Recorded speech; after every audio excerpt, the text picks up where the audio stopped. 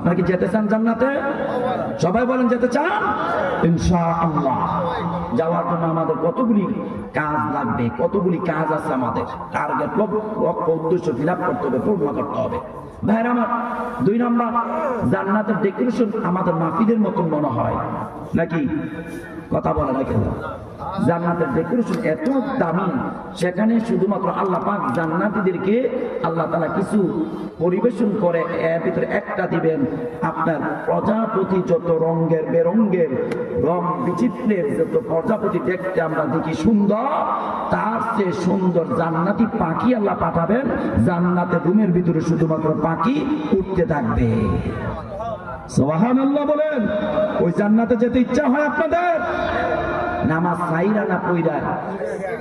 জি একটু আস্তে করলেন। নামাজ সাইরা না পইরা?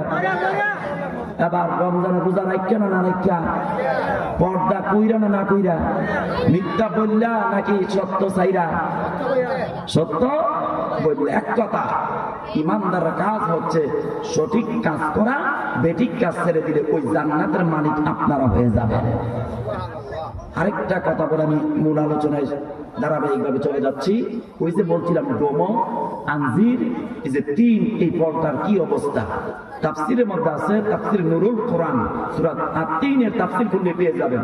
এই তাফসিরের কিতাবের মধ্যে আছে আল্লাহ পাক জান্নাতীদেরকে ফল খাওয়াবেন, ফলের বিচি দানা আল্লাহ দিবেন না। সুবহানাল্লাহ, সবাই বাইরে বললেন সুবহানাল্লাহ। আল্লাহ বিচি ছাড়া ফল খাওয়াবেন জান্নাতে, আর আপনাদের সুবহানাল্লাহর আওয়াজ আসে না। আমার তো ওই জান্নাতে যাওয়ার জন্য এখন ইচ্ছা হয়। আপনাদের ইমাম সাহেব জিজ্ঞাসা করেন যে আপনি কি পরবর্তীতে জান্নাতে যাবেন না এখন যাবেন? অবশ্যই তিনি বলবেন আলেম হিসেবে এখনই জান্নাতে যাওয়া দরকার, ঠিক না? এই দুনিয়ার পচা জিন্দেগি দিয়ে কি হবে? কি হবে? কি হবে? দুনিয়ার পচা জিন্দেগি দিয়ে, মিশামিশি জিন্দেগি দিয়ে কোনো হবে না। ভাই ও বন্ধুরা, আল্লাহ পাক জান্নাতীদেরকে ফল খাওয়াবেন বিচি ছাড়া। দুনিয়ার মধ্যে এই যে যারা মুরব্বী আছেন, একটা বড়ি খাইতে পারেন না, বড়ির বিচিটা কামড়াইতে পারেন না। সবচেয়ে বড় কথা, একটা পিয়ারা খাইতে পারেন না, দাঁতের কারণে, বয়সের কারণে, ঠিক কিনা? দেখা গিয়েছে একটা মালটা, একটা নরম ফল, একটা কমলা, এটার ভিতর বিচিটাকে, কমলাটা খাইতে পারে না, অনেক লোক আছে না ভাই? আবার দেখা গেছে আপেলটার ভিতর বিচিটা পড়লে খাইতে পারে না।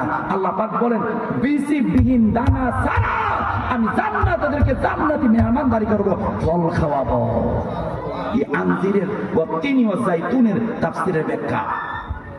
ভাইরা আমার, এরপর আল্লাহ রাব্বুল আলামিন বলেন ওয়া তুরি সিনিন।